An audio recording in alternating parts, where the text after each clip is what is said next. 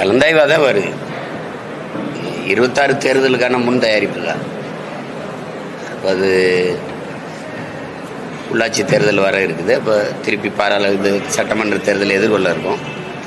இப்போ அதுக்கு எப்படி வேலை செய்கிறது, வேட்பாளர் தேர்வு, எந்தெந்த தொகுதி யாராவது போட்டிடுறது, இதெல்லாம் முடிவு பண்ணுறதுக்கான ஒரு களமாகவும் அது காலமாகவும் வச்சு பயணிச்சுக்கிட்டு இருக்கோம். இப்போ ஒரு பகுதியாக செய்கிறோம். இந்த 2 ஆண்டுக்குள்ளே 2 முறைக்கு மேலே பயணம் செஞ்சிடணும்னு நான் நினைக்கிறேன். அதுக்கு அந்த பயணத்தில் ஒரு தொடர்ச்சியாக இன்னைக்கு விருதுநகர். 2021 சட்டமன்ற தேர்தலுக்கும் இப்போ உள்ள பாராளுமன்ற தேர்தலுக்கும் 1.5% வந்து நாம் தமிழர் கட்சி வந்து வாக்கு வங்கி அதிகமாக இருக்கு. இந்த ஓட்டு பிற அரசியல் கட்சிகளில் இருந்து வந்தால் புதிய வாக்காளர்கள் போட்டால் அடிக்கிறீங்க. இதற்கு புதிய வாக்காளர்கள்னு இதில் ஒன்றும் இல்லை. அதாவது அவங்க அப்பா ஒரு அரசியல் கட்சியை சார்ந்தவராக இருப்பார், அவங்க குடும்பம் இருக்கும். அதில் இருக்கிற ஒருவர் அந்த கோட்பாட்டிலேருந்து விலகி ஒரு புதிய அரசியல் கோட்பாட்டுக்கு வர்றாருங்கிறது ஒரு மாறுதல் தான். புதிய வாக்காளர்கள்னு 36 லட்சம் பேரும் புதுசுன்னு சொல்லிட முடியாதுல்ல. சில பேர்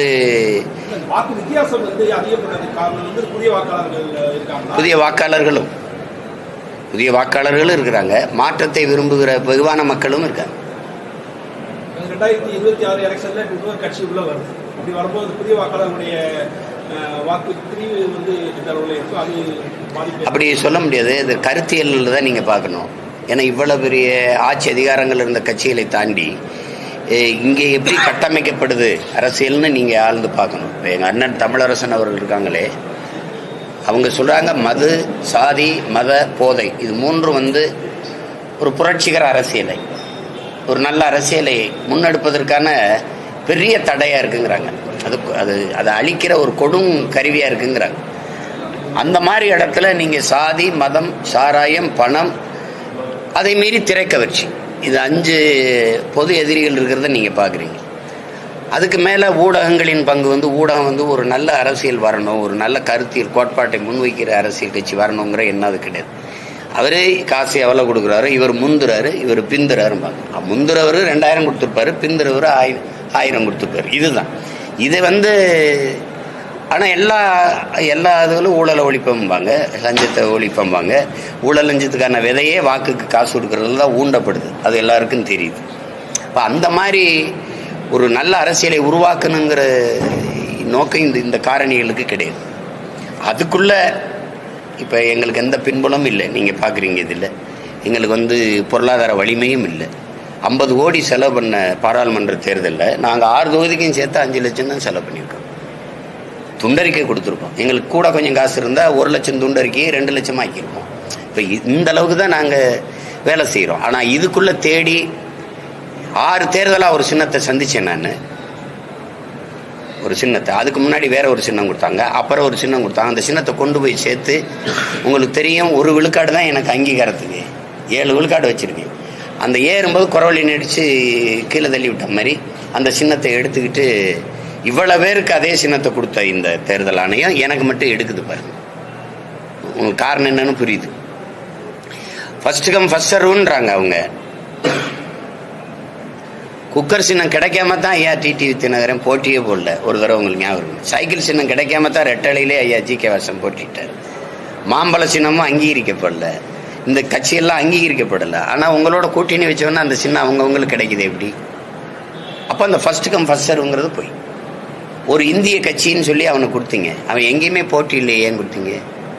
அந்த கட்சி அந்த சின்னத்தை, என்னுடைய சின்னத்தை எடுத்து இங்கே சுயேட்சைகளுக்கு கொடுக்க காரணம் என்ன? சுயேட்சையை கொடுத்தீங்க, ஏன் சின்னத்துக்கு கீழே வைக்க பக்கத்தில் வைக்க காரணம் என்ன? சரி, எனக்கு ஒரு மைக்கை கொடுத்தீங்க, அதை மக்கள்கிட்ட நான் கொண்டு போயிட்டேன். ஆனால் வாக்கு பெட்டியில் மைக்கு மாதிரி வைக்காம கீழே 5-6 பொத்தானை வச்சு சீப்பு போல் கட்டிட்டீங்க. எவ்வளவு இடையூற ஒரு மகன் சந்திக்கிறதுன்னு பாருங்க. அது அந்த சின்னம் எங்கே இருக்குன்னு கண்டுபிடிக்க முடியாத அளவுக்கு. இதுக்குள்ள 36 லட்சம் பேர் எங்களை தேடுறாங்க அப்படிங்கிறது, அது இந்திய தேர்தலுக்கு அது ஒரு மாறுதல், அது ஒரு புரட்சி. ஆங்கிலத்தில் சொன்ன ரெவல்யூஷன் தான். அதனால அது புதிய இந்த வாக்கை சிதைக்கிறது. எங்கள் கோட்பாடு உங்களுக்கு தெரியும். நாங்கள் வந்தால் இப்படி தான் ஆட்சி செய்வோம், நாங்கள் வந்தால் இப்படி. பாடமொழி தமிழ் அல்ல, பயிற்று மொழி தமிழ். எங்களுக்கு வேளாண்மையை முன்னிறுத்தி கட்டப்படுகிற தற்சார்பு பசுமை பொருளாதாரம் தான். சாராய பொருளாதாரம் இல்லை, வர்த்தக பொருளாதாரம் இல்லை. முதலாளிகளின் வளர்ச்சி நாட்டின் வளர்ச்சின்னு கட்டமைக்க நாங்கள் தயாராக இல்லை. வெறும் நகர்ப்புற வளர்ச்சியை மட்டும் காட்டி அதுதான் வளர்ச்சின்னு சொல்ல. நாங்கள் சிற்றூர்களின் வளர்ச்சியும் ஒன்றாக சேர்த்து எடுத்தால் தான் தேசத்தை சமூகத்தில் வளர்த்தெடுக்க முடியுங்கிற கோட்பாடு கொண்டவங்க. அப்படி ஒரு மாற்று தத்துவத்தை ஒவ்வொன்றுக்கும் சொல்லி சொல்லி சொல்லி சொல்லி கட்டமைக்கிறது நாங்கள் தான். இந்த கருத்தில் ஏற்கிறவனா என்னுடைய வாக்காளர்கள். அதனால் இதை யாரும் சிதைக்க முடியாது. இப்போ ஒரு கட்சி வருதுன்னா அவங்க அந்த கட்சி என்ன கோட்பாடை வைக்குதோ அந்த கோட்பாட்டை ஏற்கிறவர்கள் தான் வாக்கு செலுத்த முடியுமே ஒழிய, மற்றபடி அந்த வாக்கு சரிக்கிறது ஓட்டை பிரிப்பீங்க. நான் கூட கேட்பேன், ஓட்டை ஏன் அப்படி ஓட்டா போட்டா பிரிக்கிறோம்னா அவ்வளோ பலகீனமாக ஓட்டை போட்டு வச்சுருக்கேன், அவள் காங்கிரீட் சுவரை வச்சுருங்க, நாங்கள் வேணால் பிரிக்காமல் போயிடுறோம் அப்படின்னு. அது சும்மா அதெல்லாம் யார் ஓட்டையும் யாரும் பிரிக்கிறது இல்லை. மதுவுக்கு எதிராக உங்களுடைய முன்னெடுப்பு அதிகமாக இருக்குது. அக்டோபர் 2ஆம் தேதி விடுதலை சிறுத்தைகள் சார்ந்த அதான் அண்ணன் கூப்பிடல, நாங்கள் பங்கேற்கிறதுல எங்களுக்கு ஒன்றும் பிரச்சனை இல்லை. அது பங்கேற்போம், அதில் ஒன்றும் இல்லை. அதில் கேள்வி சில கேள்வி எங்கள் அண்ணன்ட்ட கேட்க வேண்டியது இருக்குல்ல, எங்கள் அண்ணன்ட்டையும் எங்கள் ஐயாட்டையும். நீங்கள் 2 பேரும் தான் என்னை வளர்த்தீங்க. நாங்கள் உங்கள் 2 பேர் கூட நான் நீண்ட காலம் வேலை செஞ்சுருக்கேன், பல இருந்திருக்கேன். இந்த அரசியலை எனக்கு கற்பிச்சது யார்? உங்களுக்கு தெரிய வாய்ப்பு இல்லை. இவங்க 2 பேர் தான், எங்கள் ஐயாவும் எங்கள் அண்ணன் தான். என் போக்கு திசை மாதிரி இந்த கட்சியிலேருந்து விலகி போகிறது காரணம், இந்த அரசியலை உறுதியாக செய்ய காரணம் என்னுடைய தலைவர். உங்களுக்கு புரியுதுன்னு நினைக்கிறேன். அப்போ 2008 அவரை சந்திக்கிறது வரைக்கும் என்னுடைய அரசியல் வேறு, அப்புறம் அதுக்கப்புறம். ஆனால் இதையெல்லாம் எனக்கு முன்னாடி நான் பேசுகிற அரசியலை பேசி இந்த நிலத்தில் இந்த அரசியலை விதைச்சது யார்? 2 பேரும் தான். எங்கள் ஐயாவுக்கு சாதி வாரி கணக்கெடுப்பு எடுத்து குடிகளின் எண்ணிக்கைக்கு ஏற்ப இடஒதுக்கீடு கொடுக்கணுங்கிறது எங்கள் ஐயா கோட்பாடு. அதுதான் எங்கள் அண்ணனுக்கும். மதுவை ஒழிச்சிடணும் அப்படின்னு. நீங்கள் அதிகமாக உழைக்கும் மக்கள் குடிக்கிறது யாருன்னு தெரியும். அதிகமாக படையாச்சி பறையர் தான். வட மாவட்டத்தில் 2 சமூகம் தான், 2 பேரும் நம்ம பிள்ளைய தான் குடிக்கிறாங்க. இதில் தடுக்க வேண்டிய பொறுப்பு இருக்குது, 2 பேருமே இருக்கு. ஆனால் ஒரே ஒரு இது, மதுக்கடையை மூடுறது யார்? சாதி வாரி கணக்கெடுப்பு எடுக்கிறது யார்? அவங்களோட அந்த கட்சியோட தான் கூட்டணின்னு எங்கள் ஐயாவும் சொல்லலை, எங்கள் அண்ணனும் சொல்லலையே. திரும்பி எவன் எடுக்க மாட்டானோ, எவன் சாராய கடையை மூட மாட்டானோ அவனோடய போய் நம்ம தேர்தல் உடன்பாடு வச்சு நம்ம வாக்கையெல்லாம் அவனுக்கு செத்து வலிமையை கொடுத்துட்டு மூடுறானே எப்படி மூடுவான்?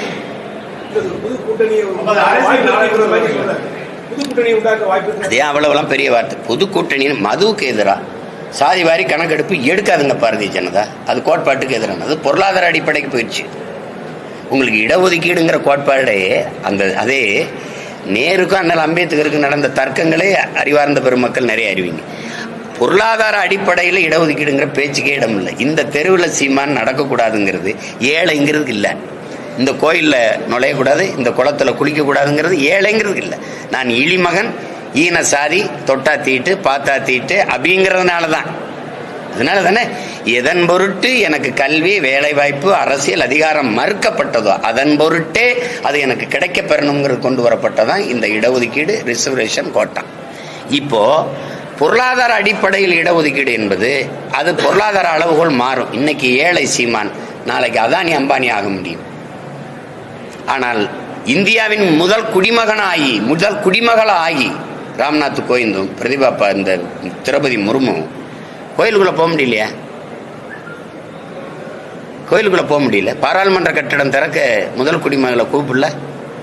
2வது அத்வானி வீட்டில் போய் ஐயா மோடி சந்திக்கிறார். நீங்க காணொலி இருக்கு. அத்வானி ஐயா நாற்காலியில் உட்கார்ந்துருக்காங்க, மோடி ஐயா உட்கார்ந்துருக்காங்க. நாட்டின் முதல் குடிமகள் பெண்மகள் அந்த ஓரத்தில் அப்படி கை கட்டி நிற்கிறாளா இல்லையா? இந்த நாட்டின் முதல் குடிமகளே நீ அவமானப்படுத்தி நீ தீண்டத்தகவலை அங்கே போய் நிறுத்தி வச்சிருக்க. அவளை உயரத்துக்கு அவள் வந்து பிரசிடென்ட் ஆஃப் இந்தியாவுக்கு இந்த நிலைமை அவள் கை கட்டி நிற்கிறா. நீங்கள் 2 பேரும் உட்காந்து பேசுறீங்க, எந்திரிச்சு பாரத மாதாவுக்கு ஜெயங்கிறீங்க. இது எப்படிப்பட்ட ஒரு ஜனநாயகன், எப்படிப்பட்ட நிலைப்பாடுன்னு நீங்கள் பாருங்க. ஒரு நாற்காலியை போட்டு முதல்ல அந்த பெண்ணை உட்கார வச்சுட்டு நீங்கள் உட்கார்ந்துருந்தா இது பெண்ணியத்தை போற்றுகிற நாடு, பெண்களுக்கு உரிமை அளிக்கிற நாடு, சகோதரத்துவம் சமத்துவம் உள்ள நாடு, ஜனநாயக நாடு, இதெல்லாம் நீங்கள் பேசலாம். அப்ப நான் அவளை உயரத்துக்கு வந்து என் மேல சுமத்தப்பட்ட சாதிய இழிவு, தீண்டாமை, கொடுமை போலன்னா அப்ப பொருளாதாரத்துக்கு அதுக்கு சம்பந்தமே இல்லையே. அப்ப அந்த அடிப்படையில நீங்க அதனாலதான் நம்ம எங்க ஐயாவும் சரி நாங்களும் சரி இன்னைக்கு இங்க இருக்கிற இடஒதுக்கீடு நீங்க எல்லாம் பேசிட்டு இருக்கிறாங்க. இது ஒற்றை மகன், எங்க ஐயா ஆனமுத்துங்கிற ஒரு மகன் போராடி பெற்றுக் கொடுத்ததான் இது எங்களுக்கு. அதை யாரும் இவங்க பேச தயாரா இல்லை. 69 விழுக்காடு இடஒதுக்கீடு மண்டல் கமிஷன் ஒண்ணு இருக்குல்ல, மண்டல் பரிக்குழு, அதை கொண்டு வந்ததே அவர் தான். அந்த ஒரே மகனின் போராட்டம். இந்த அதிகாரங்கள் யாரும் செய்யல, ஒருத்தரும் செய்யல. யாராவது மறுக்க சொல்லுங்க. நீ அப்ப இவங்க எடுக்க மாட்டாங்க. நேர் எதிர் கோட்பாடு கொண்ட பிஜேபி சாதிவாரி கணக்கெடுப்பு எடுக்கணும்னு தள்ளி விடுறதுங்கிறது எவ்வளவு ஏமாற்று. நீங்க எடுக்க முடியாது. இப்போ அருந்ததியருக்கு 3 விழுக்காடு கொடுத்தது யாரு? திமுக, ஐயா கருணாநிதி. இஸ்லாமியருக்கு 3.5 விழுக்காடு கொடுத்தது யாரு? ஐயா பாட்டாளி இந்த படையாட்சிகளுக்கு வன்னியர்களுக்கு 10.5 கொடுத்தது யாரு? ஐயா எடப்பாடி.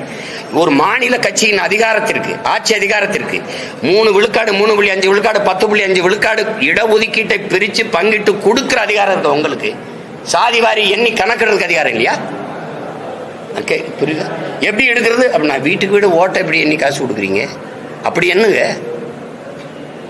எல்லாரும் கொடு, எண்ணி கொடு, எடுத்து கொடுக்காத, அளந்து கொடு, அள்ளி கொடுக்காத. இதானே இடஒதுக்கீடு. நீங்க அப்படி செய்ய தயாரா இல்லை. ஏன் என்ன மறுக்கிறீங்க? எல்லாரும் கேட்குறேன், எங்களுக்கு எண்ணி கொடுத்துருன்னு. இப்ப தேவேந்திரர் எங்களை பட்டியல் பிரிவுல இருந்து வெளியெடுத்துருன்றான். நீ மறுபடியும் என்ன சொல்ற? அதுல கிடைக்கிற சலுகை எனக்கு கிடைக்காம போயிடும். நான் சலுகையே கேட்கலையே, நான் உரிமையை கேட்கிறேன்.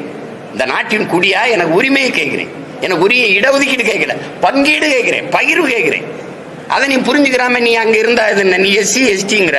எஸ்டி ஷெட்யூல்டு டிரைப்ஸுக்கு அவன் எத்தனை பேருக்கு என்னென்ன கொடுத்துருக்க? ஆர்டிஎல் கேளுங்க, தகவல் உரிமை சட்டத்தில் கேளுங்க. ஒண்ணு தெரியுமா உங்களுக்கு? சாதி சான்றிதழ், நான் குறவர், நான் இருளவர், ஈழவர், ஏதாவது ஒண்ணு, ஒரு போயர், ஓட்டர், இப்படி ஏதாவது எனக்கு இருந்த சாதி சான்றிதழ் இருந்தாதான் நான் அந்த இடஒதுக்கீடை பெற முடியும். உங்களால் நம்ப முடியுதா? நான் போராடி 3000 பேருக்கு சாதி சான்றிதழ் வாங்கி கொடுத்துருக்கேன் நிலைமையில இருக்குன்னா இவன் என்ன இடஒதுக்கீடை பெற்றிருப்பான்னு நீங்க நினைக்கிறீங்க? ஒரு குடும்ப ரேஷன் கடையில அரிசி போடுறீங்க, குடும்ப அட்டை இருந்தானே, ரேஷன் கார்டு இருந்தா தானே அரிசி வாங்க முடியும். எனக்கு கார்டே இல்லை, அப்புறம் அரிசி போட்டு என்ன, பருப்பு போட்டு என்ன?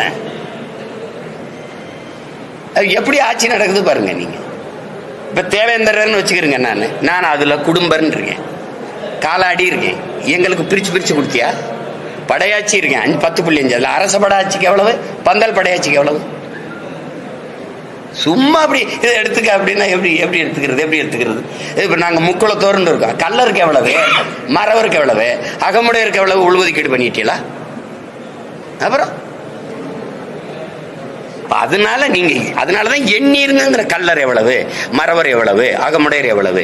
நீங்க மொத்தமா 3 சாதி, கல்லருக்கு ஒரு மினிஸ்ட்ரி, மறவருக்கு 1, அகமுடையருக்கு 1, 3 சீட்டு முடிச்சு விட்டீங்க, 3 அமைச்சர்.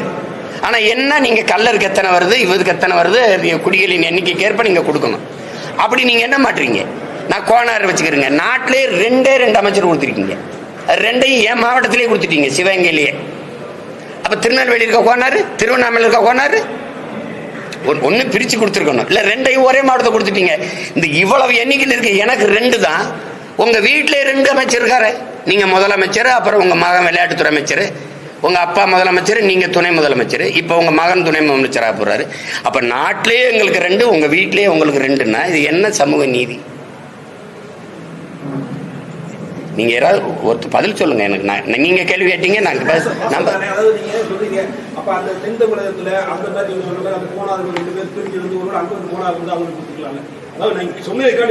ஆமா, நீங்க திருநெல்வேலியில கோனார் நாங்க இருக்கும்ல. இப்ப எங்க மாவட்டத்தில் ஐயா கண்ணப்பன்னு கொடுத்தீங்க, இல்ல ஐயா பிறகு அந்த பெரியார்பன்னு கொடுத்தீங்க. ஒண்ணு கொடுத்துட்டு திருநெல்வேலியில ஒரு கோனார் கொடுத்து விடுங்க. இல்ல திருவண்ணாமலையில கோனார் இருக்காங்க, எங்கால் இருக்கான்ல, அவனுக்கு ஒண்ணு கொடுத்து விடுங்க.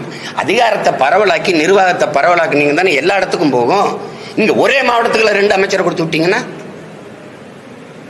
என்னங்கய்யா? அப்ப நீங்க செய்ய மாட்டீங்க, நாங்க கேள்வியும் கேட்க கூடாது. எப்படி இது?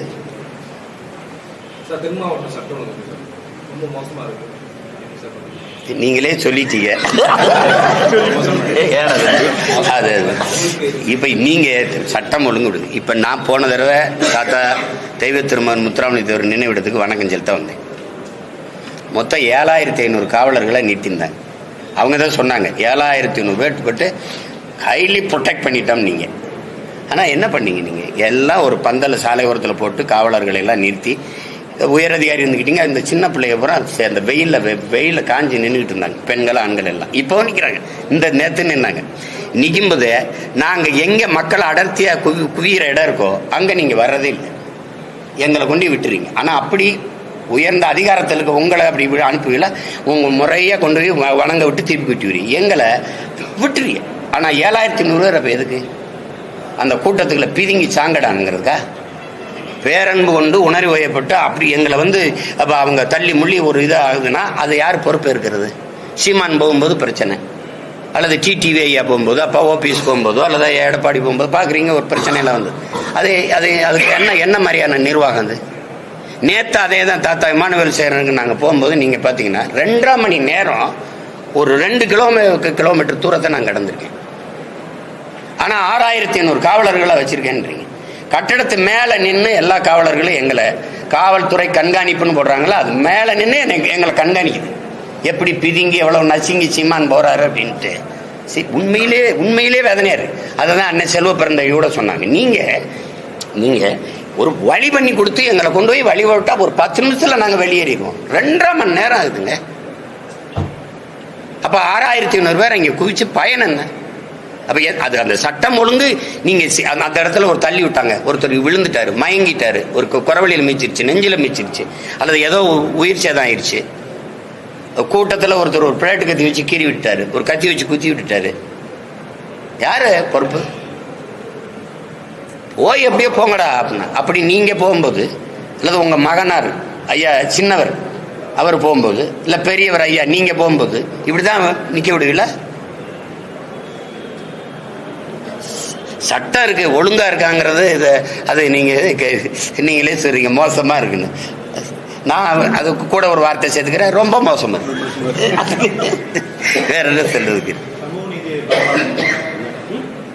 சமூக நீதி நான் கிருமியில இருங்க அதை முடிச்சுக்கிறேன். இப்போ எங்க ஐயாட்டே எனக்கு இது ஒன்றும் வரல, வருத்தம். எங்க ஐயா மேலே எங்க அண்ணன் மேலே எனக்கு வருத்தம். அதை நீங்க என்ன செய்ய, வாடாடே இவங்க எல்லாம் வேணாம்டா, நம்ம இந்த மதுவை ஒழிக்கிற பய, இந்த சாதி வாரி கணக்கெடுக்க எடுக்கிற நம்மளா சேர்ந்து ஒரு கூட்டணி வைப்போம், அவ்வளவுதானே. யாரு சொல்லிருக்க? வரலையே, நான் தான் கூப்பிடுறேன் எங்க அண்ணனை, வாங்கினேன் நம்ம ஒண்ணு செய்யும், இவங்களும் சரி வர மாட்டாங்க.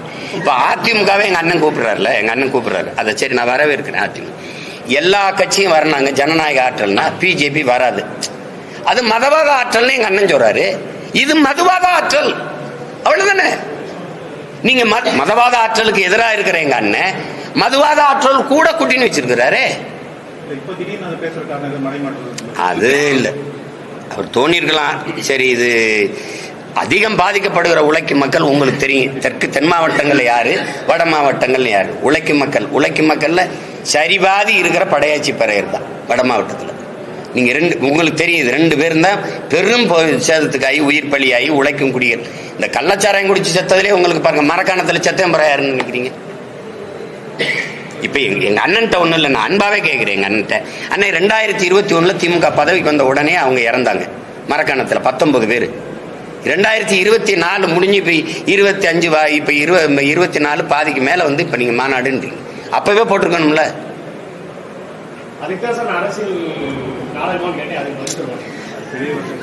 அது அவ்வளவுலாம் சொல்லாதீங்க, ஏன் நாடகம், அது அவ்வளவுலாம் சொல்லாதீங்க. சொல்றேன், எங்க அண்ணன் இந்த முடிவை காலம் தாழ்த்திட்டாருன்ற, காலம் தாழ்த்தி எடுக்கிறாரு, அது கஷ்டமா இருக்குன்ற. கொண்டு வந்து எங்க ஐயாட்ட இருக்கிற கொள்கையில, உயிர்ப்பு கொள்கையில இந்த சமூக நீதியும் இந்த மதுவுக்கு எதிரான இந்த சாராய படுகொலைக்கு எதிரானது தான். இதுல 2ல எங்க ஐயா பாருங்க, பொருளாதார அடிப்படையில் இடஒதுக்கீட எங்க ஐயா ஏத்து அமைதியாயிட்டாங்க. அது காரணம் நாங்க என்ன செய்ய முடியும், கூட்டணி. நான் கூட கேட்டேன், ஐயா நீங்களாயா அதை அப்படி பேசுறதுன்னு. அதுக்கு எதிராக வந்தா கொள்கை எதையும் தூக்கி போட்டு வரக்கூடிய எங்க ஐயா அப்படி பேசிக்க கூடாது. பொருளாதார எனக்கு பிஜேபியோட கூட்டணி வச்சிருந்ததுனால நாங்க என்ன செய்ய முடியும்ட்டாங்களே. நம்மளுடைய கொள்கை இருக்கிற அந்த நம்ம தத்துவத்தினுடைய இதயமா இருக்கிறத அவன் சதைக்கிறான், அதுல விட்டுட்டாங்க. இப்ப சாதிவாரி கணக்கெடுப்பு எடுன்றாங்க. ஐயா அன்புமணி சொல்றாங்க, எடுத்து என்ன பண்றது? அவன் அந்த இடஒதுக்கீட்டுக்கு எதிரால இருக்கான். முன்னேறிய வகுப்பினர்னு ஒரு வார்த்தையை போடுறான். சாதி வகுப்புன்னா சாதி தானே, சாதி எப்படி முன்னேறும்? ஒருத்த கல்வி வரி பெற்று வேலை வாய்ப்பை பெற்று அதுக்குரிய ஊதியத்தை பெற்று வருவாய் பெருக்கி அது பொருளாதாரத்தில் மேம்படுவதற்கு 14 வளர்ச்சி. யாரு எது பொருளாதார அப்படி பேசாதீங்க. அந்த இடஒதுக்கீடு முறையை அப்படி கொண்டு வரப்படல. பொருளாதார அடிப்படையில் முன்னேறிய சாதிங்கன்னு சொல்ற நீ யார்? நீ அப்படி சொல்ல. நீ உச்சாணி கொம்புல இருந்துக்கிறவா, நான் ஏறி ஊட்டி விடணுமா? இறங்கி வாடா, கிளைக்கு வாடா, அடிமரத்துக்கு வாடா, வேருக்கு வாடா, கீழே வா. நான் எஃப்சியா தான் இருப்பேன், நான் பிசி எம்பிசிக்கெல்லாம் வரமாட்டேன். நாங்கள் most backward OBC other backward கம்யூனிட்டியில் நாங்கள் இருப்போம். அப்போ சரி, மற்ற மாநிலங்களெல்லாம் எங்களுக்கு ஏதாவது இருக்குதா? அதர் பேக்வேர்டு எங்களுக்கு ஏதாவது இருக்குதா? சொல்லுங்கள், எங்களுக்கு ஏதாவது இருக்குதா? இதே எஸ்சி எஸ்டியில் எங்களை எந்த மாநிலமாவது வச்சிருக்கா? 1.25 கோடி கர்நாடகாவில் இருக்கோம் நாங்கள். எங்களுக்கு எஸ்சி எங்களுக்கு இருக்கா? 36 லட்சம். நீங்கள் இங்கே இருக்கிற எண்ணிக்கை விடுங்க பிறகு. நாங்கள் 36 லட்சம் மகாராஷ்டிராவில் இருக்கோம். எங்களுக்கு என்ன கொடுத்துருக்க? நாங்கள் ஓபிசி அதர் பேக்வேர்டு. எங்களுக்கு என்ன கொடுத்துருக்க? ஒரு இடம், ஒரு எது? ஒன்றும் இல்லையே. பொருளாதார அடிப்படையை பேசவே பேசாதீங்க. நீங்க பொருளாதார அடிப்படையில் நீ பொருளாதாரத்தில் பின்தங்கி வேணா அது கிடையவே கிடையாது. அப்புறம் நீ சாதி வகுப்புல முன்னேறிட்டேன்னா சாதியை ஏற்றதாழ்வுகளற்ற சமத்துவ சமூகம் படைக்கணுங்கிறது தானே இதை கொண்டு வரிய. நீ முன்னேறிய சாதினா அவன் கொம்ப வச்சு குத்திக்கிட்டே இருக்க மாட்டானா? நான் எஸ்சி, நான் உயர்ந்த சாதியாவே இருப்பேன், எனக்கு எல்லாம் கிடைச்சிரும்னா அப்புறம் எப்படி சாதி வேறுபாடற்ற சமத்துவம் உருவாகும்? இதுக்கு பதில் இருக்கு அவங்க கிட்ட. சாதியை ஏற்றதாழ்வுகளற்ற சமத்துவம் இப்படி உருவாகும். அண்ணல் அம்பேத்கர் சொல்றது, சாதியை ஏற்றதாழ்வுகளை வைத்துக் கொண்டு சமூக முன்னேற்றம் மேம்பாடு என்று பேசுவது மலக்குழியின் மேலே போடுகிற மல்லிகை பந்தலுக்கு சமம்ங்கிறார். சாக்கடையின் மேலே நீ போடுற சந்தன மாலைக்கு சமம்டாங்கிறார். இதுக்கு பதில் இருக்கா? அப்புறம் எப்படி நீ ஏற்றதாழ்வை ஒழிப்ப? நான் உயர்ந்தவனாவே இருப்பேன், எனக்கு எல்லாம் கிடைச்சிரும் அப்படின்னா நான் கீழே கிடைக்கிறவன் கீழே தான் இருக்கணும். நான் மேலே ஏறி வந்து என்ன பயன் இருக்கு? எப்படி வர முடியும்? கிரிமி லேயருங்கிறத எப்படி நீங்க ஏற்கிறீங்க? கிரிமி லேயர் இப்ப எங்க அப்பா படிச்சுட்டாரு, இடஒதுக்கீட்டுல படிச்சுட்டாரு, IAS. திடீர்னு இறந்துட்டாரு, அப்பா IAS ஆயிட்டாரு, அதனால எனக்கு இடஒதுக்கீடு இல்லைன்னா இத்தனை ஆயிரம் ஆண்டுகளா கல்வி மறுக்கப்பட்ட சமூகத்துல நான் பிறந்த அரணியூர்ல 5வது பட்டதாரி நான்.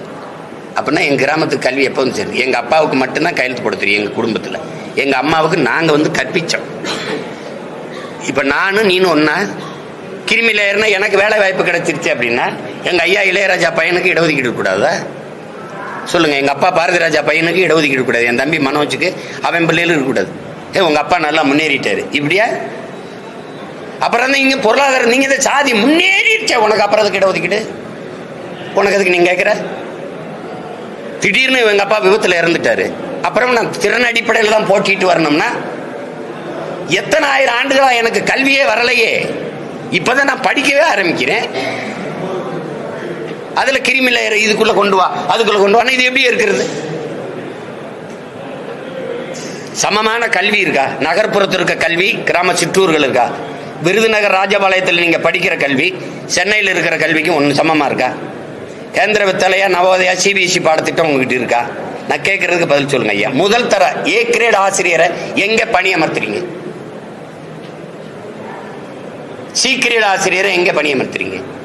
உங்க நாடு சொல்றது ஸ்மார்ட் சிட்டி, ஸ்மார்ட் வில்லேஜ் இருக்கா? நீ கான்சன்ட்ரேட் பண்றது, நீ கவனம் செலுத்துறது நகர்ப்புற வளர்ச்சியை, சிற்றூரின் வளர்ச்சியை ஏறிட்டு பாக்குறியா? ஏறிட்டு பாக்குறியா? நீ எங்களுக்கு குடிநீர், மின் வசதி, சாலை வசதி, அடிப்படை சுகாதார வசதி, எதை பத்தியாவது நீங்க கவலைப்பட்டிருக்கியா? அப்புறம் பசுமாட்டை பத்தி கவலைப்படுவ, எங்களை கவலைப்படுவியா?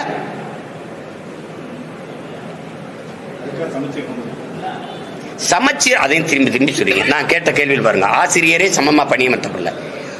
பல பள்ளிக்கூடங்களில் விளையாட்டு திடல் இருக்கு, கழிவறை இருக்கு, பலகை இருக்கு எழுதி படிக்க.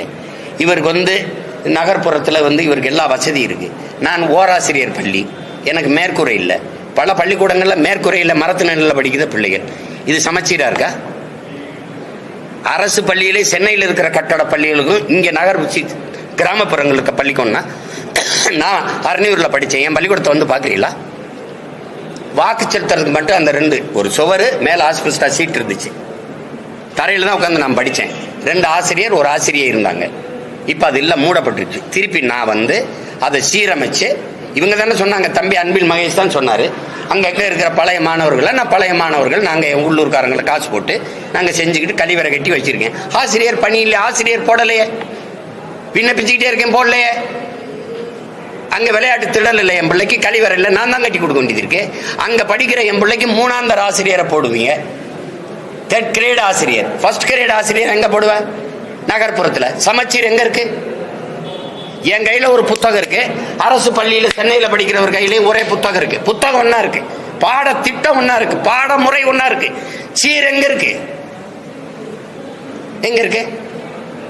நீ குளிரூட்டப்பட்ட அறையில் உட்காந்து படிக்கிற, உனக்கு உட்கார்ந்த மேசை எல்லாம் இருக்கு, இப்படி எழுதுறதுக்கு வைக்கிறதுக்கு எல்லாம் இருக்கு, உனக்கு கணினி இருக்கு, எல்லாம் மணி எல்லாம் வச்சு படிக்கிற. எங்களுக்கு என்ன இருக்கு?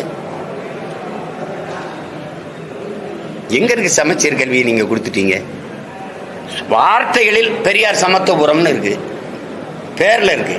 அந்த இடத்துல கட்டப்பட்ட சமத்துவபுரத்துல எல்லா சமூகமும் கொண்டா குடியிருக்கா? வளைவுல பேர் இருக்கு ஐயா, உள்ள இருக்கா? அப்ப இது எப்படி எந்த மாதிரி எடுத்துக்க? அது மாதிரிதான் சமச்சீர் கல்வி அப்படின்னா சமமா ஆயிடுச்சு இருக்கு அப்படின்னு.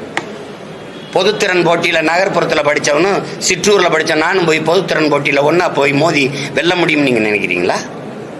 ஓராசிரியர் பள்ளியில படிச்ச நானும் 5 பாடத்தை 5 ஆசிரியர் நடத்துவார். அதுபோக நான் தனி பயிற்சி வச்சு படிச்சுக்கிறேன். கணிதத்துக்கு தனியா, எந்த பாடத்துல நான் பலகீனமா இருக்கேன் அறிவியல் அங்க தனி பயிற்சி வைடா, டியூஷன் வச்சு படிச்சுக்கிறேன், திறனை மேம்படுத்திக்கிறேன். நானும் நீனும் ஒன்னா அப்படி நான் தென்ன ஜிம்முக்கு போய் அப்படி வச்சிருக்கேன் உடலை, எனக்கு இடுப்புக்குள்ள விளங்காது. 2 பேரும் ஒரே கோட்டில் ஓடி வெற்றி கோட்டை தொடுனா எப்படி நான் ஓட முடியும்?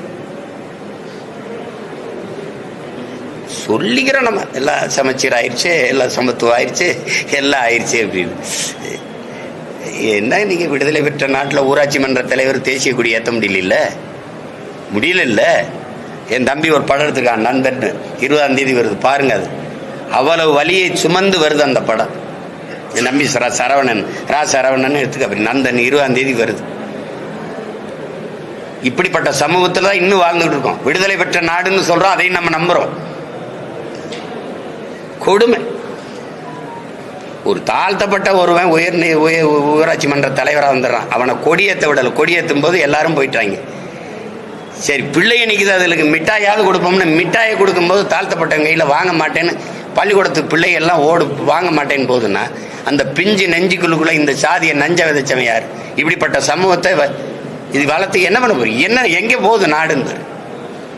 அப்புறம் நான் இடஒதுக்கீடு கேட்டா வகுப்பாரி பிரதித்துவம் தாடான்னா அவன் என்ன பண்ணுவான்றீங்க? ஏழைன்றீங்க. அவன் எந்த கொடுமையோ போங்க. வேற ஏதாவது கேளுங்க. என்ன சார்? ராஜபாளைய நகராட்சியோட 9 ஊராட்சியை இணைத்து வந்து மாநகராட்சியை தலைமையிட்ட போறதா ஒரு அறிவிப்பு, ஒரு உத்தரவு இருக்கு. அதுக்கான சாத்தியம் ஆராய்ங்க. இதனால வந்து கிராமப்புறங்களுடைய சுயாட்சி பாதிப்புன்னு சொல்லிட்டு நிறைய பேர் எதிர்த்து எனக்கு ஒன்றும் இல்லை. எனக்கு இந்த ஊராட்சி ராஜ்யெல்லாம் எனக்கு வந்து இது இல்லை. நான் ஆட்சிக்கு வந்தால் ஊராட்சி ராஜ்யம் உள்ளாட்சியெல்லாம் இருக்காது, அது செய்ய மாட்டேன். எம்ஜிஆர் செய்யலை.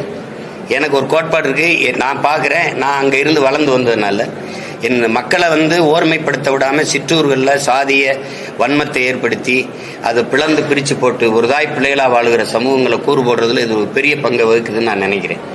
நானே வேறு வரைக்கும் தண்ணி ஊற்றும் போது அங்கே ஒரு வேலைக்காரன் தேவையில்லைன்னு நினைக்கிறேன். நான் நல்லாட்சி கொடுக்கும்போது அங்கே இதுக்கு ஒரு உள்ளாட்சி, மாவட்ட ஆட்சியர் வட்டாட்சியர்லாம் என்ன பண்ணுறாரு? நான் ஒரு நலத்திட்டம் போடுறேன்னா அதை செயல்படுத்துறது தானே அந்த மாவட்ட ஆட்சியர் வட்டாட்சியர் வச்சுருக்கேன். இவ்வளோ அதிகாரி இருக்கான். அப்புறம் அங்கே கவுன்சிலராக இருக்கவன் என்ன அப்படியே கரபடியாத கை காந்தியின் வாரிசுகளா இல்லை காமராஜின் பேரங்களா? சொல்லுங்க, என்ன பண்றீங்க நீங்க?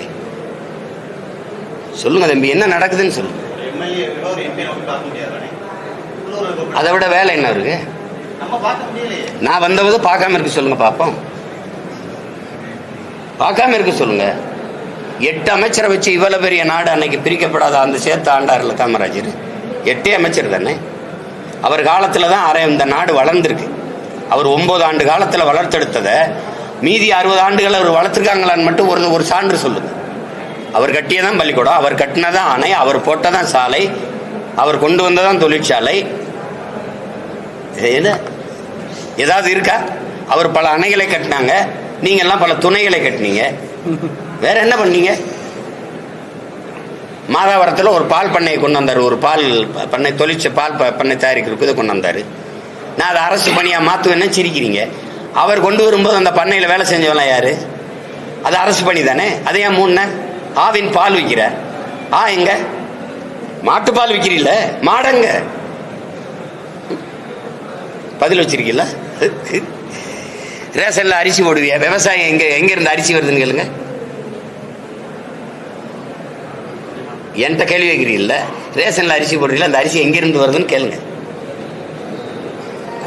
நீங்க சாராய போத்தல்களை, இந்த டாஸ்மார்க் சரக்கை பாதுகாக்கிற குடோன் எப்படி சிற்றூர்களை விளைய வைக்கிற வேளாண் பெருங்குடி மக்கள் செய்கிற அத்தியாவசிய உணவுப் பொருளை வாங்கி சேமிப்பு கிடங்கள் வைக்க நீங்கள் எத்தனை சேமிப்பு கிடங்கு வச்சுருக்கீங்க? நீங்கள் பார்க்குறீங்களா இல்லை? தெருவில் போட்டு அப்படியே மேலே தார்பாயை போட்டு மூடி மழை பெஞ்சவனா முளைச்சி நாசமாகிறத நீங்கள் பார்க்குறீங்களா இல்லை? அப்போ உலகத்துக்கு சோறு போட உழவர்குடியின் மதிப்புக்கு நீ உழைப்புக்கு நீ இவ்வளோ தான் மதிப்பு கொடுக்குற. அப்புறம் அது வெட்டி பேச்சு. வேற ஏதாவது கேளுங்க.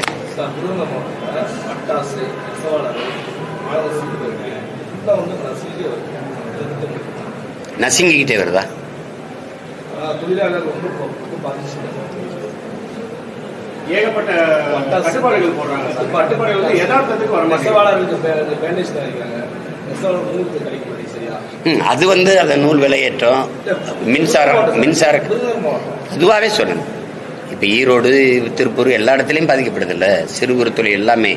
காரணம் அந்த சொத்து வரியும் மின்கட்டண உயர்வும் வந்து பெரிய அளவுக்கு பாதிக்குது. மின்கட்டண உயர்வு, நெசவு உங்களுக்கு தெரிய விஷயம் தெரியல எவ்வளோ பாதிக்கப்படுது. அது நூல் விலை, அந்த மூலப்பொருளின் விலையேற்றம் பெரிய அளவுக்கு பாதிக்குது. இந்த பட்டாசில் வந்து நமக்கு வந்து ஒரு பாதுகாப்பற்ற இருக்குது. பாதுகாப்பாக இருக்கணும்.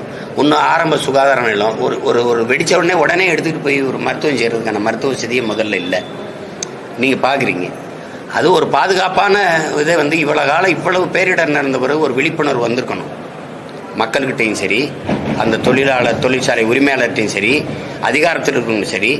இந்த விபத்து தொடருது, இதை தடுக்கிறதுக்கு இதுக்கு என்ன பண்ணுறதுங்கிற திட்டம் நம்மகிட்ட இல்லை.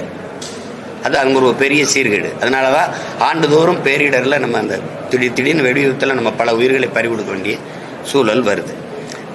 அதுக்கு நீங்கள் வேலை வாய்ப்பை வந்து பெருக்கணும். எல்லாருக்கும் எல்லா வேலையும் எல்லாருக்கும் வேலை கிடைக்கணும் வாழ்விடத்திலேன்னா நீங்கள் வேளாண்மை சார்ந்த தொழிற்சாலைகளை முன்னெடுக்கிறத தவிர வழி கிடையாது.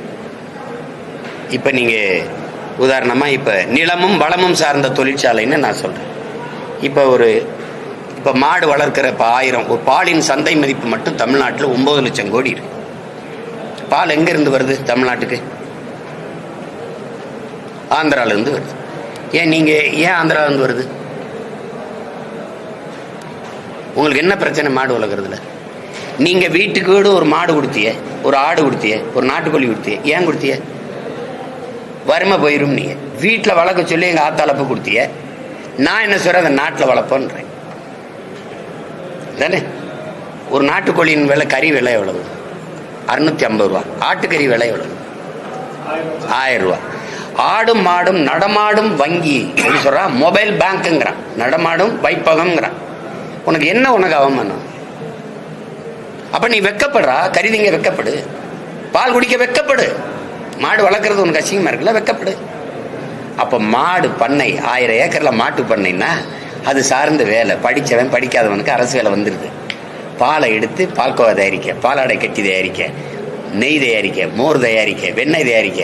அதுக்குள்ளே இந்த பால் நேரடி உணவுப் பொருளுக்கு இப்படி போகும்போது அது சார்ந்த தொழிற்சாலை வரும்போது காற்று விஷமாகாது, நீர் நஞ்சாகாது, நிலம் கெடாது. புரியுது நினைக்கிறேன். அப்போ எல்லாருக்கும் வாழ்விடத்தில் விருதுநகர்லேயே தொழிற்சாலை, கரும்பு நல்லா விளையும், கரும்புலேருந்து வெள்ளம் எடுக்கிற தயாரிக்கிற தொழிற்சாலை. பனை வருது, பனையிலிருந்து கருப்பட்டி தயாரிக்கிறது, பனை ஓலையிலிருந்து பெட்டி தயாரிக்கிறது, நார்லேருந்து கட்டுறது. ஒரு கயிற்று கட்டில் 40,000 ரூபா அமெரிக்காலன்னா உங்களால் நம்ப இயலுதா? ஒரு கயிற்று கட்டில் 40,000 ரூபா. ஒரு மீன் குழம்பு வைக்கிற சட்டி இருக்குல்ல, மண் சட்டி, 13,500 ரூபா, 13,000 ரூபா. நீ பொருளாதாரம் எங்கே இருக்குன்னு தெரியாமல் சாராயம் வித்து எங்களை சாகடிச்சுக்கிட்டு நீ ரொம்ப கேள்வி கேட்டால் 1000 ரூபா அம்மாவை கொடுத்துட்டு, அப்புறம் மகளுக்கு கொடுத்துட்டு, அப்புறம் மகனுக்கு கொடுத்துட்டு, இவ்வளவு காலம் கழிச்சு ஒரு நாளைக்கு 30 ரூபா தானே எங்க தகுதி. இவ்வளவு காலம் கழிச்சு பொருளாதார பெருக்கத்துக்கு வா, வேளாண்மை சார்ந்து வா. வாழையை விளைவை விருதுநகர்ல ஒருத்தர் வாழை நார்ல பை செய்யறாரு, வேட்டி செய்யறாரு, சேலை செய்யறாரு, வாழை மட்டையில சாப்பிடுற தட்டு தயாரிக்க முடியும். இவ்வளவு இருக்குங்க. அந்த இடத்துக்கு வா, மாற்று பொருளாதார பெருக்கத்துக்கு வா.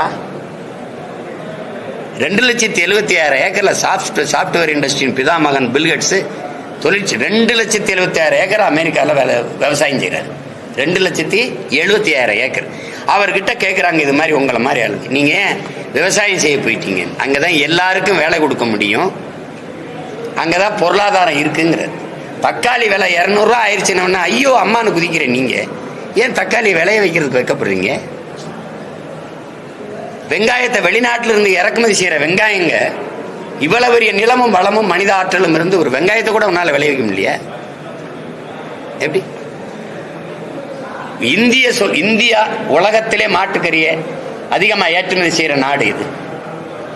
இந்தியா 24 லட்சம் டன் ஆண்டு ஒன்றுக்கு ஏற்றுமதி செய்யுது. அப்ப நான் 2014 இப்ப 30-40 லட்சம் டன் ஏற்றுமதி செய்யும். Beef export Hindustan is number 1 நாட்டின் பிரதம அமைச்சரே சொல்றாரு. உங்களுக்கு தெரியும். அதிகமா அந்நிய செலாவணியை வருவாய் ஈட்டுகிற ஒரு தொழில் ஏற்றுமதி, மாட்டுக்கறி ஏற்றுமதி தான். மாடு வளர்க்கறதுக்கு என்ன பிரச்சனை? இந்த மாட்டுக்கறியை ஏற்றுமதி செஞ்சு அதிக லாபம் ஈட்டிட்டு வருது இந்தியா. யார் எந்த நாட்டுக்கு ஏற்றுமதி செய்யுது? அவ்வளவும் கிறிஸ்தவ இஸ்லாமியர் நாடு. அவன் காசை வாங்கி சாப்பிடுற இந்த நாடு, இந்த அதிகாரம் இஸ்லாமியர்லாம் அடிச்சு வெளியில போடா, கிறிஸ்தவெல்லாம் ஓடுறா அப்படின்னா எப்படி? அப்ப ஊரானுக்கு நீ மாட்டுக்கறியை ஊட்டி விடுவா, உள்ளவன் சாப்பிட்டா அடிச்சு கொண்டு விடுவ. இது ஒரு தத்துவம் வச்சிருக்க நீ. பாலின் சந்தை பொருளாம் பிரேசில் நம்பர் 1 இருந்தது, முதலிடத்தில் இருந்தது பால் ஏற்றுமதியில். இப்ப பிரேசிலையும் முந்திக்கிட்டு இந்த இந்தியா வருதுன்னு சொல்றாரு. டைரி டேல பிரதமர் பேசுனது இருக்கு. பால்ல மிகப்பெரிய பொருளாதாரம் இருக்கு. இப்படியே பேசுறது. இந்த மாதிரி மிகப்பெரிய பொருளாதாரம் இருக்கு. பால் வித்தாலே நம்ம பொருளாதாரத்தில் தற்சார்பு அடையலாம். ஏன் பால் விற்கல? ஏன் மாடு வளர்க்கல? உனக்கு என்ன பிரச்சனை? எப்படி மேய்ச்சல் நிலத்தை நான் உருவாக்குவேன். 21 லட்சம் ஏக்கர் விளைநிலங்களை உருவாக்க போறேன்னு அம்மா ஜெயலலிதா சட்டசபையில பேசுனது இருக்கு. இப்ப கேட்டிருக்கீங்களா? நான் அனுப்பட்டா அது அப்படியே எப்படி சாதாரணமா கடந்து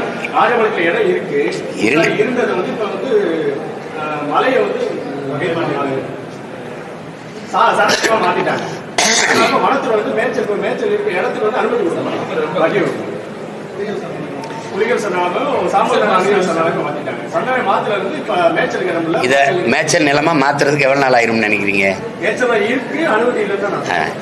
மேய்ச்சல் நிலம் இருக்கு, மேய்ச்சல் நிலம் உருவாக்கப்படும், அனுமதி தரப்படும். ஒரு 17 மாசம் பொறுத்துருங்க. எல்லாம் சரி பண்றேன். You don't worry, be happy.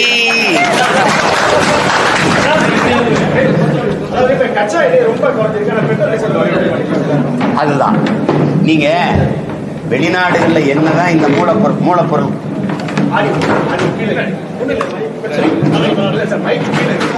இல்ல நீங்க என்னதான் மூலப்பொருள் குறைஞ்சாலும் இப்ப நம்மளை விட சின்ன சின்ன நாடுகள்ல பெட்ரோல் டீசல் விலை குறைவா இருக்குங்கிறது ஒத்துக்கிறீங்களா? ஒத்துக்கிறீங்க. நமக்கு என்ன பிரச்சனையா நம்ம ஏற்றுக்கொண்ட பொருளாதார கொள்கையில் நமக்கு இருக்கிற சிக்கல் என்னன்னா, இந்த மூலப்பொருளின் விலை குறைஞ்சாலும் கூட இங்க குறையாத காரணம் எண்ணெய் நிறுவனங்கிற விலையை தீர்மானிச்சு கொள்ளலாம்னு நம்ம ஒரு ஒப்பந்தம் போட்டோம் பாத்தீங்களா? அதனாலதான் இது குறைக்க முடியல, ஒரு சீருக்கு கொண்டு வர முடியல. அவனுக்கு ஜிஎஸ்டியும் போட மாட்டீங்க நீங்க. ஏன்னா அது அம்பானிட்டு இருக்கு, இது அதானிட்டு இருக்கு. சரக்கு மற்றும் சேவை வரின்னு பேர் அதுக்கு. ஆனா சரக்குக்கு மட்டும் இல்லை வரி. அப்ப இது யாரு? முதலாளிகளுக்கான நீங்க பொருளாதார கொள்கையை வகுக்கும் போது, அவங்க லாப தேவைக்கான திட்டங்களை, சட்ட வரைவுகளை கொண்டு வரும்போது இது பாதிக்கப்படுது. அதான் பிரச்சனை. அவன் மூலப்பொருளை ரொம்ப குறைச்சாலும் இவன் அதே விலையில வச்சிருக்கிறது காரணம் அதான். அவன் குறையும் போது இவன் குறைக்கணும்ல, அவன் குறைக்க மாட்டான். ஏன்னா இது முதலாளியின் லாபத்துக்கு உருவாக்கப்பட்ட பொருளாதார கொள்கை. அதான் பிரச்சனை. அது என் கட்டுப்பாட்டில் இருந்துச்சுன்னு வச்சுக்க, அரசின் கட்டுப்பாட்டில் இருந்ததுன்னா மக்களை பாதிக்குதுன்னு நான் பதறுவேன், குறைப்பேன். அப்படி இல்லையே. நீங்க ஒரு சொத்து வரியை கூட்டிட்டீங்க, மின் கட்டணத்தை கூட்டிட்டீங்க, 1000 ரூபா கொடுத்து நான் என்ன பண்றது? இப்போ ஒரு கடை வாடகைக்கு எடுத்திருக்கேன், நான் வாடகை வீட்டில் குடியிருக்கேனே வச்சுக்கிருவோம். இந்த சொத்து வரி வாடகை வீட்டுக்காரரு சொத்து வரி கட்ட அவர் கையில இருந்து போட்டு கட்டுவார், அந்த வாடகையை கூட்டி கட்டுவார், வாடகையை உயர்த்தி கட்டுவார். இப்ப மின் கட்டணம் உயர்ந்துருது. மின் கட்டண உயர்வு, வாடகை, இதெல்லாம் சேரும்போது அத்தியாவசிய பொருள் எரிகாற்று ஊர்ல இப்ப நீங்க சிலிண்டர் விலை ஏறிடுது, பெட்ரோல் டீசல் விலை ஏறிடுது. இதெல்லாம் ஏறும்போது என்ன ஆயிருதுன்னா அத்தியாவசிய பொருள்கள் எல்லாம் விலை ஏறிடுது. இப்ப இங்க விருதுநகர்ல விளையிற கத்திரிக்காய் வெண்டைக்காய் சந்தைக்கு கூட்டிட்டு வரும்போது பாறை இந்த லாரி வாடகை, அதனுடைய வாடகை, அவனுடைய பெட்ரோல் டீசல், அதுக்கு டோல் கட்டுறான் பாருங்க, அந்த வாடகை, இந்த செலவெல்லாம் சேர்த்து தக்காளி கத்திரிக்காய் பருப்பு எண்ணெயில ஏறிடுது. அங்க வரும்போது 20 ரூபா தக்காளி 40 ரூபாய் ஆயிருது. அதனால மக்கள் வாழ முடியாத நெருக்கடிக்கு ஆளாக்கப்படுறாங்க. இதெல்லாம் சரி செய்யணும். ஒரே வழிதான், என்னை ஜெயிக்க வச்சிருங்க, போயிட்டு வரேன்.